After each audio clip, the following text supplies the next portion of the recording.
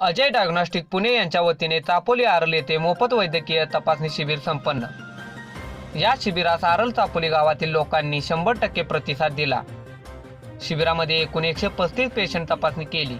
यावेळी या शिबिराचे प्रास्ताविक व स्वागत डॉक्टर भरत जाधव यांनी केले, तर आरल गावच्या पुनर्वसनासंदर्भातील माहिती श्री सय्यद सर यांनी सांगितली, तर आपत्तीबद्दल माहिती श्री रवींद्र यादव माजी सरपंच आरल चापोली यांनी सांगितली।